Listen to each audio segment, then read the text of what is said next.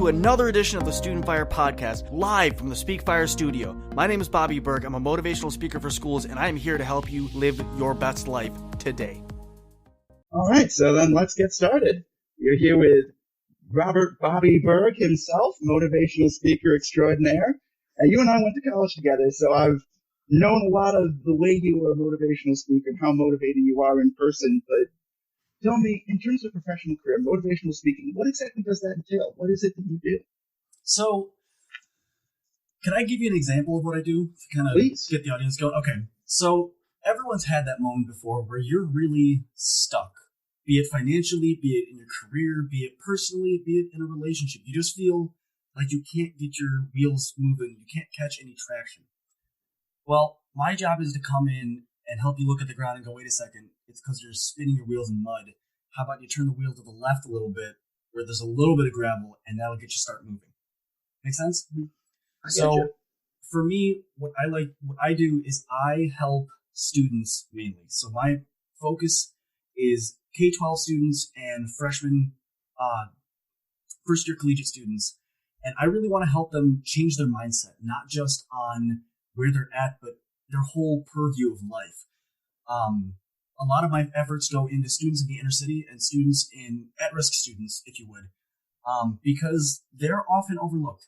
Oftentimes, students in the inner city don't have the same materials as in a more affluent neighborhood. They don't have the same type of care. They don't have the same type of education. And I want to help fix that because these students are brilliant. I've talked to kids where I'm like, you are one of the smartest people I've ever encountered. However, you don't see it because you're not looking at what you're doing. So my job is to kind of help get them back on track and go, wait a second, I can change. I have control over my life. I can change this. So yeah, man, that's pretty much it in a nutshell. I love it.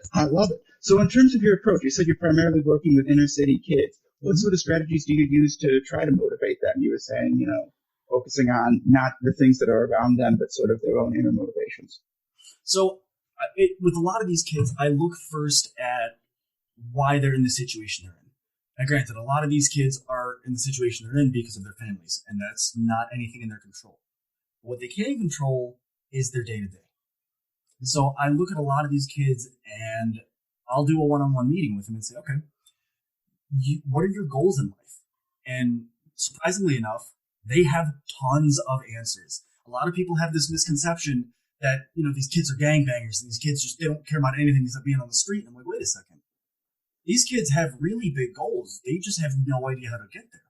So I'll usually take I'll take an inventory of what they want to do, what their big goals are, and get them to name like 3 or 4 of them and say, okay, now I want you to think of your life in your perfect world where money's no object. Everything you could ever want is handed to you. You have food, shelter, your family's taken care of. There's no stress of immediate, oh my goodness, in your life. What would you do? And I have them sit on that one that's usually our first homework assignment. I'm like, all right, in a week, I want to get a real answer, and not like I think I kind of want to do this. I want this is what I want to do when there's no stress or no judgment. Because once you know what you really want, then you can start getting into how to get there. See, it's like looking at a map and going, oh, cool, I have Google Maps up, and it's just the state view, and you're like, cool, I'm trying to get around here. That doesn't help you. What do? You type in the exact address and hit directions, and it tells you exactly how to get there. So that's what I do with them. I'm like, all right, cool. Y'all figured out what you want. Let's really focus in on that now. Now, in focusing in on goals, do you try and differentiate between long-term and short-term goals? Do you make those sort of distinctions, or do you try and use a more holistic, broad, where do you want to be? Both. So it starts off with more of a broad where you want to get to, and then we break that down. So, for instance, one of my students says he wants to go to college. And I said, all right, that's cool. Do you want to go to community college? Do you want to go to a state school? Do you want to go to a private school? Let's really dig in on this. So then we started figuring out he wants to go to the local state school. I was like, all right, cool. Awesome. What are your grades looking like? What do you want to study? What interests you? And more importantly, why do you want to go to school? School is not a one-size-fits-all, you're going to get a college degree and then all of a sudden you're going to be successful. That's not how it works. It's the tools that you gain and the knowledge that you gain as you're going through school that teaches you how to get there. And he was like, well, I really think I want to work with money. I said, okay. What kind of jobs would help with that? And he had no clue. And I was like, all right, that's your homework for this week. So he came back the next week and figured out, he's like, all right, I think I want to be an accountant for this firm. And I'm like, oh, I didn't expect you to go that deep on this. All right. Well, you notice what happened is when I didn't tell him what to do, I gave him the tools and he learned on his own and figured it out. I'm like, all right, cool. Now you have your short-term goal if you want to go to school in the next 4 years. What are we talking about in the next 10, the next 20? When you're 60, what are we talking? And I have him write every single thing down on a piece of loose leaf paper. And that piece of paper is in a folder and it stays in his desk. And I'm like, nothing else goes in that folder. That folder doesn't move. That folder is just for you. That is your goal sheet. That is sacred, right? So he sticks to that thing every single day. And we have an accountability call every morning. The time zone difference, because I'm up here in Anchorage and he's in, where is it? Oh my God. It's not Las Vegas, it's Los Angeles. And it's hard. Like the time difference isn't that bad, but I'm like, every morning, man, same time, I'm gonna call you, and you better be awake, and you better be doing your thing. Because what do most people lack? Accountability. Most people say, "Oh, I want to get this thing." Cool. How many times have you said, "Oh, I want to lose 5 or 10 pounds"? Cool. How's that been going? Why? Because you don't have anyone to keep you accountable. So we're moving off of goals here. In terms of accountability is something you brought up. What are some other values that you really try to impart? Accountability seems to be a major one in terms of helping your students. But what are some of the other values that are really important to you in terms of helping your students? So accountability is huge because that sets the foundation. Because if you don't have accountability, you also lack discipline in a lot of areas in your life. And for most people, that's the key to your success. It's your discipline. It's the fact that most people aren't disciplined enough to stick to what they want. Kindness is a very big thing for me. You need to be a kind person. I don't care how rough your day's been. I don't care how aggressive things have been at home. Your life is never so hard that you can't be kind to a stranger. It's not. And one thing that I'm really, really pushing is that my students need to not just be my students, but they need to take what they're learning and they need to pass that knowledge on. See, it's cool if you and I are learning something and I say, hey man, here's this key to success. Boom, go do it. And you go do it. And all of a sudden, you and I catch up in a year and you've built, a $400,000 business. That's awesome. And then in 10 years, if I look and you're like, cool, we're now working with, $400 million on my business. That's great. But did you teach anybody else how to get to where you're at? Because if you didn't, that knowledge is just wasted. And that's one of my biggest things with my students. I'm like, you guys need to, as you're going through this journey, I want you to be taking people with you. I want you to pass this knowledge on. As you're getting these good vibes and this good knowledge and this really powerful information, I want you to give it to someone else without expecting anything back. Right? In terms of giving things to other people and helping people, obviously you're doing a lot of that, but is there a time that you struggle to connect with your students or to connect with your audience where it's been difficult for you to communicate with them, really impart the messages that you're trying to leave with them? Oh, absolutely. I know I'm making this sound like it's been an easy process. It has been everything but that. Give you a quick synopsis on me. I grew up in North Royalton, Ohio, which is a very small white neighborhood. And as you can hear my speech pattern, it's very whitewashed, as the kids always call it. And I was speaking at a school down in Georgia. So I didn't have a southern accent, so I knew I wasn't from town. And within seconds of me being introduced, kids were talking in the back. Kids were laughing. Kids were kind of sneering. And I said, all right, I'll let him go for a little bit. And about 2 minutes into my speech, I just cut it off. I was like, all right, listen, we're not doing this. I was like, a lot of you probably have these misconceptions of me. I grew up in a great neighborhood. I had everything I ever wanted handed to me. I've never gone through anything rough in my life. My biggest struggle in life was probably picking what school I wanted to go to. And I said, check this out. My mom has dealt with drug addiction her whole life. She abandoned me when she was 5. I almost died because she just forgot I was home. And, I had to take care of my 98-year-old grandmother when we had a gallon of water and 6 little Debbie's donut holes. for those 5 days. And guess what? I didn't eat. So before we start talking, oh, my life is perfect, it's not. I worked tirelessly to pay for school, to pay for my college career. Like, I understand that my life isn't exactly what y'all are going through, but I'm trying to show you that that doesn't define you, right? And it's been tough. There have been some audiences where, I've even cut my speeches short, where I'm like, let's do a Q&A session in the middle of it. Like, y'all want to get some information? Y'all want to have that meet and greet? Really, let's be on the same level. Let's do it. That's what I'm here for, because I want the students to understand that I'm not just someone talking to them or just some random person.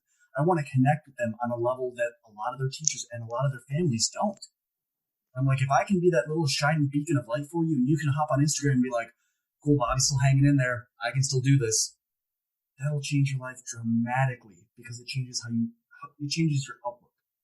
I want to dive into that idea of connection really quick, because in our modern environment, there's so many ways to use technology, so many ways to connect through video like we're doing right now. How important is that personal connection, whether it be using technology through video or being face-to-face in the same room as a person? Oh, it's paramount. It is everything. So something a lot of people with this COVID-19 thing have noticed is these Zoom meetings they're not scratching that itch, right? It's fun. It's enjoyable to catch up with someone, but there's nothing that can compare to walking up to someone, giving them a hug, and be like, dude, I missed you, and sitting down for lunch. Nothing beats that. And for me, it's shown how important those personal connections are. Now, with a lot of these kids that I'm working with, they don't have any sort of that. Their only personal connection that they get is, hey, make sure you're home after school today. If that. Does that work? Maybe. For like one kid. But when you have a whole school that's how they're raised, you have a whole school where now granted, their parents love them. I'm not saying that in any regard. But they don't have that connection. They have the very absent father. They have the mother that's working, 2-3 jobs just to keep food on the table. And they have to fend for themselves. So they're getting this purview of the world where they have to fend for themselves always. And I'm trying to show them, like, no, you don't. The reason a lot of you are joining these gangs, the reason a lot of you are joining these groups of people that you have no business being around, is because you're just looking for connection. You don't care where you find it. Because no one's taught you that you have value. No one's shown you that, hey, if you don't want to be around this person, you don't have to.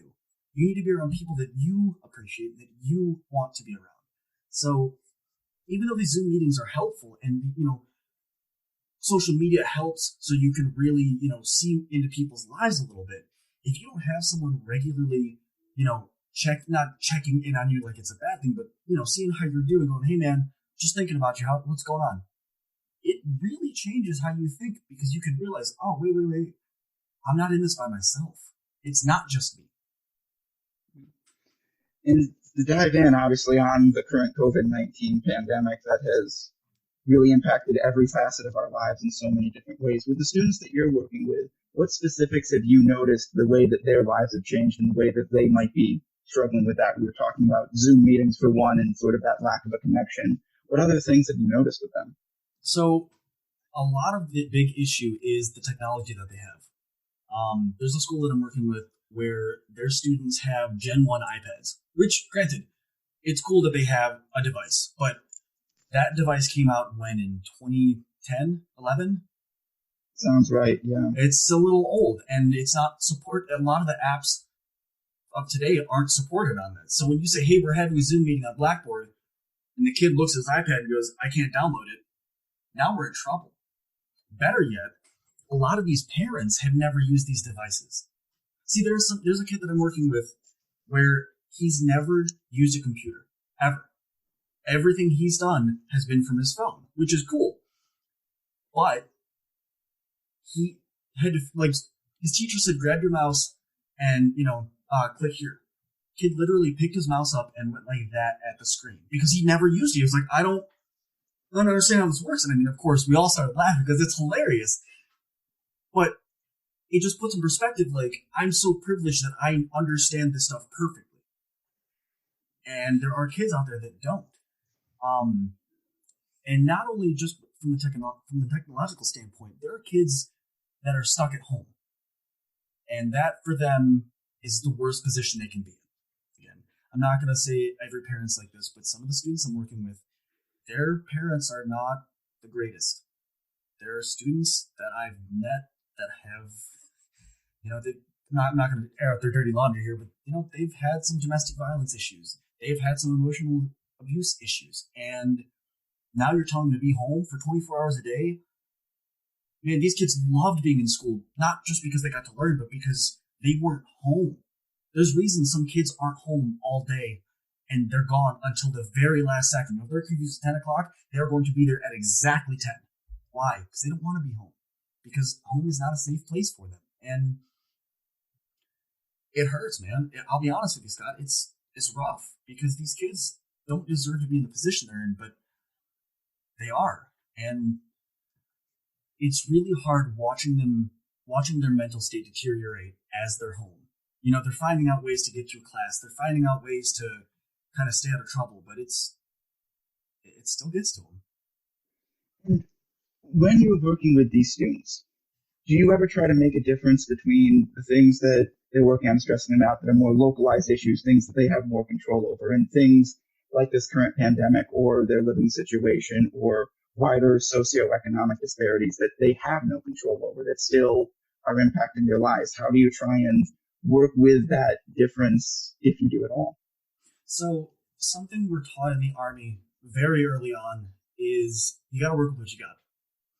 There have been times where we've been given a task and we look around the equipment we have and we're like, there's literally no way for us to do this.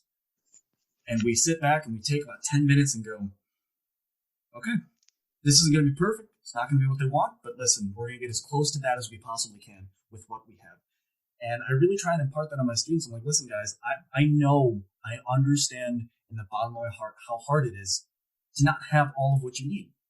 But what do you have? We don't have the same books as everyone else does. Okay, how can you get a hold of the information? Google. Argument gone. I don't know how to write a paper yet. Cool. Google. Argument handled. Well, I don't have all the money for supplies for these projects that these kids do. True. So what can you do to think outside of the box a little bit to make your project just as good as the kid next to you that has, let's call it $200 in resources? It's a lot of critical thinking. Every school pushes, we want our students to critically think. And I'm like, cool. This is critical thinking in real time. Conceptually, it sounds great, but for instance, one of my kids had to design an app for a phone. Cool. The program does not run on his iPad. And I was like, all right, cool. How can you figure this out in any other way? He goes, after about a day, he goes, I don't know, man. Bobby, I'm stuck. I said, okay. Reach into your other pocket. He goes, what? I'm like, reach into your other pocket. Pulls out his phone, and I mean, it's still old, but it's newer. And I said, does this one download it? He goes, but they said it had to be on the iPad. I said, I'm sure, but it doesn't run on that. So how can you still make this work? And he goes, let me download it. So he downloads it. The next morning, the project was finished. It wasn't due for 3 weeks. Like, again, people underestimate how wildly intelligent people are. You just have to give them a reason to try. And these kids know. They're well aware that they might be in a slump, or they might not have all the advantages that all these other students do. But they don't care. Like, would it be nice if they had them? Absolutely. But they also know, I don't need all that. I'm doing fine just how I'm doing. And if I can make it by with less, when I have more, it's game over, man. So obviously, we're all struggling in our own ways right now with COVID-19, from people who are struggling from the economic fallout to people who have been sick or have lost family members to doctors and nurses working on the front lines of this disease. We're all dealing with that in our own ways. And Bobby Berg, if I gave you a microphone right now and said, broadcast to the world, what do you want to say to people? So first and foremost, I want everyone to get a piece of paper out. And I don't mean get the notes app on your phone. I mean literally get a piece of paper or a sticky note, anything that you can handwrite something down, and a pen or writing utensil. I have 3 things for you that I really want you to take to heart in this. Number 1, I want you to write down why you're pushing through when everything's going crazy. What makes you get up in the morning? What makes you really, when things get tough, what makes you go, all right, I know this is awful. I know I hate this as much as everyone else, but I got to keep pushing. And I want you to really focus in on what that is, because that is going to keep you going when things get worse. Not if, when. Because if you're ready for when things get worse now, it's not going to surprise you. 2, what are you doing with this time? Now, I've seen thousands of Instagram and Facebook posts and things on Twitter where people are saying, oh, well, I'm going to use this time to better myself, to better my business, to be a better student. Cool. I've also seen people that are saying, you know what, I'm taking this time to not look out here, and I'm looking here. I'm looking here. Cool. I want you to make a decision on what you want. What do you want out of this time? This is historically different. We've never had this happen where this many people have had this much time to themselves, ever. And if you want to better yourself, go for it. If you want to just keep living your life and chill on the same plane you're on, that's okay. But what I want you to do is I want you to look at what you want once this is over. Because eventually it's going to pass. But if you want to start a multi-billion-dollar business, wouldn't right now be a great time to take an hour, 10 minutes a day to look at how to start that? See, everyone says they want to be successful. Everyone says they want the best life that they can dream. They want their dream life, but no one wants to put the work in. No one wants to realize, hey, for Tim Cook, Apple sounds like a great company now, but where was everyone else when Apple released the first Macintosh computer? Every article that came out said it was going to be a failure. Everyone said, oh, Steve, you can't do this. And look what happened. There's not a person in the world that doesn't, when you say the word Apple, they don't think of the fruit. They think of the company. See, but they had that vision of what they wanted. I want you for step 2, I want you to write down 3 goals that are going to really that you want to get done. Like that you think you can do either during this quarantine or once the, shelter-in-place ban lifts. And after that, I want you to write down 2 more things. I want you to write down 2 goals that scare you in this life. I don't care what that is. Take time with this. As much time as you need. If you need to go off in the woods and sit down and meditate or just be away from society, whatever you need, do it. But I want you to write down those 2 goals that really you're afraid to succeed at. And I want you to focus on those for the next 365 days.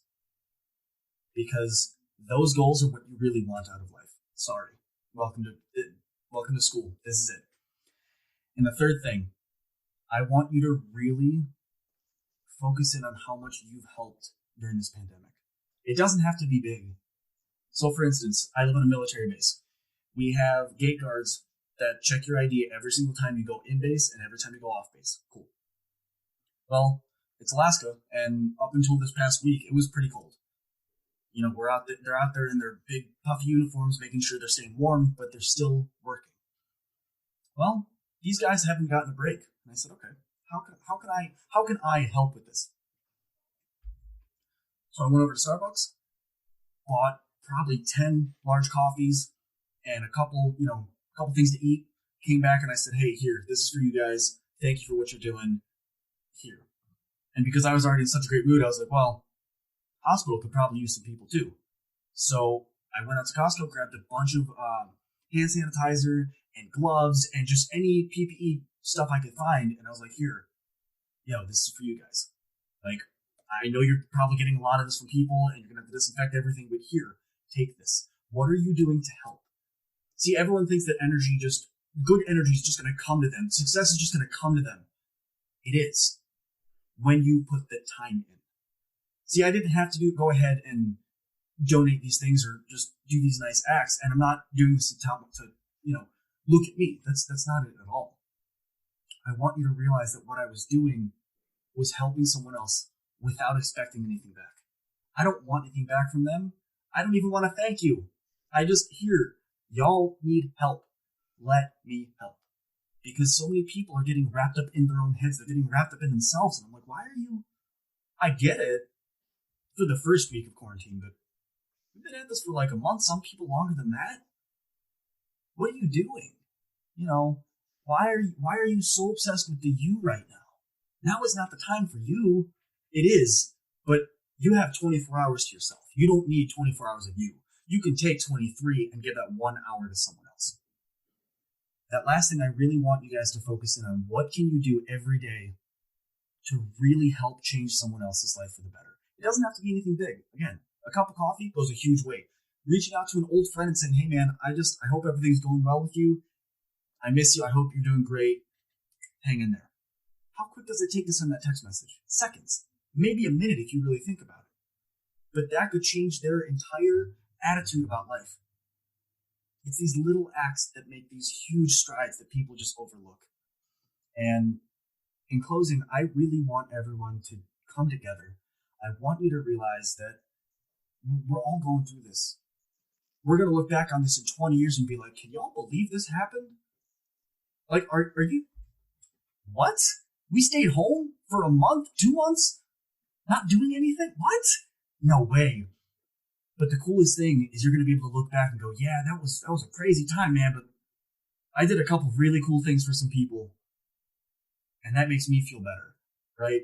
It's the fact that we need to come together more. We need to be one cohesive unit. That's something my team and I always preach, is when I get ready to go on stage, I'm like, all right, what are we going to do? These people came in here as one holistic person. Awesome. They came here for one reason. Well, two. One, they want to experience something. They want to change their life. They are ready to take that next step in their life. Or two, they're having an assembly and they're kind of stuck here. So, but they're here in this room. We have a half hour. I want to change their perspective on life in 30 minutes or less.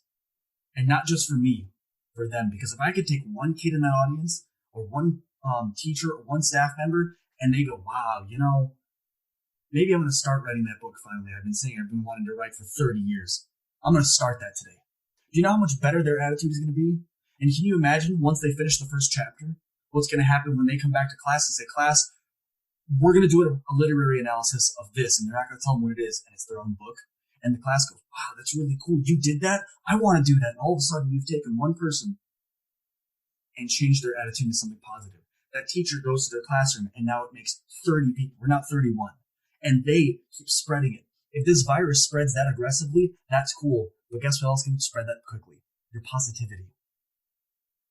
Don't ever lose sight of that, y'all. Ever.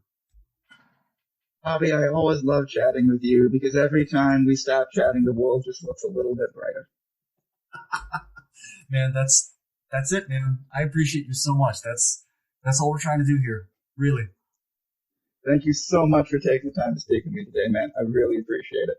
Absolutely. Thank you for having me. It's been an honor. You got it, bud. You take care of yourself up there. You too, man. Whew, that was another awesome episode of the Student Fire podcast. Thank y'all for sticking around for this long, but I got a question for you. Have you ever thought about starting your own podcast? See, when I was trying to get this podcast off the ground, I had a lot of questions, like how do I record an episode? How do I get my show to apps? Like, do I have to do it individually, or can I just have one place that does everything for me? And most importantly, how do I make money from my podcast? Is that even an option? Well, honestly, y'all, your answer is Anchor. Anchor is the one-stop shop for recording, hosting, and distributing your podcast. Best of all, it is 100% free and ridiculously easy to use. And now, Anchor can match you with great sponsors that want to advertise on your podcast. Yes, you. That means you can get paid to make the podcast. You can get paid to podcast the right way. In fact, that's exactly what I'm doing right now by reading this ad. If you want to get down on this, if you want to make your podcast a reality and you want your success and your word to be a thing, man, you already know. Hop over to Anchor and give it a start. You won't regret it. Catch y'all in the next episode. Peace. I got you. It's coming. Are you ready to ignite the fire? We are Speak Fire. Oh, and by the way, that's fire with a Y. What's going on, everyone? Internal fire. Student fire. Young fire. Father's fire. Leadership fire. Champion fire. Unlocking the fire within. Thank you all for tuning in. Let's grow. Speak fire. speakfire.com. Speak Fire with a Y. We have a new episode that comes out every Monday at 4 a.m. Are you going to be up with us? Deuces.